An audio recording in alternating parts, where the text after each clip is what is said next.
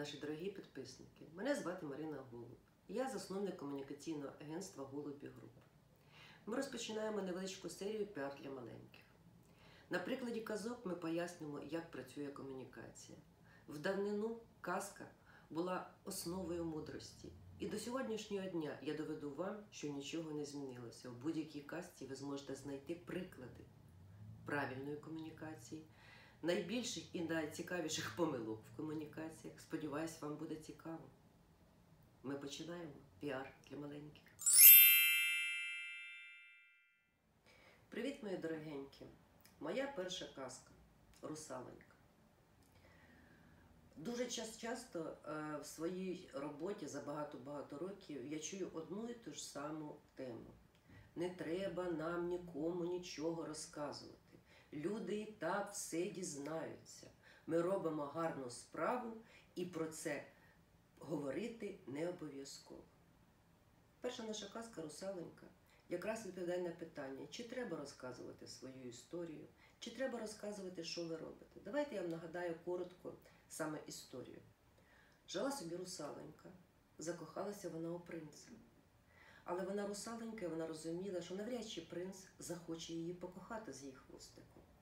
Але так чи інакше вона мала чарівний голос, вона могла собі плескатися у морі, але тут сталася пригода нещастя, і принц мав затонути. Русалонька його спасла.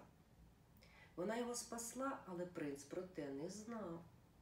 Інша чарівна дівчинка, молода, вродлива, але з голосом і з історією розказала принцу, що саме вона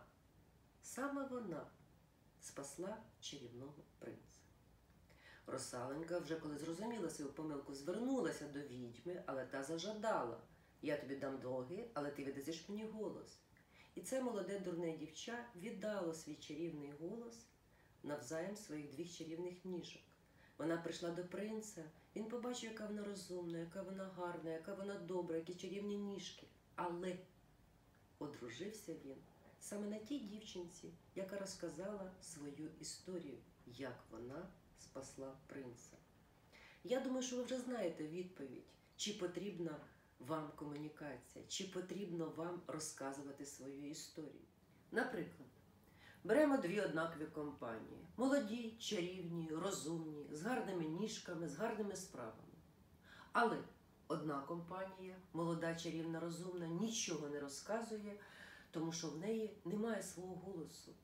І ніхто не знає, які гарні справи вона зробила, що вона збирається зробити, яка вона чарівна, яка вона добра, яка вона ніжна, як вона дбає про тих людей, для яких вона працює. І інша компанія, молода, чарівна, з чарівними ніжками, розумна, добра, але яка розказує свою історію, доносить до цільової аудиторії, до своїх принців і принцес, що вона робить, як вона робить, для чого вона це робить. А іноді і перебільшує, що вона робить, бо прагне до своєї мети.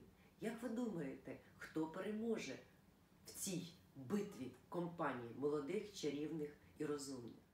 Я би хотіла сказати тим компаніям і тим людям, які не хочуть розказувати свої історії, ще раз перечитати казочку «Русалочка» і зрозуміти, що ваш голос, ваша історія – це не тільки ваше право, це й обов'язок.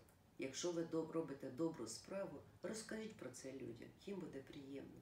Піар для маленьких.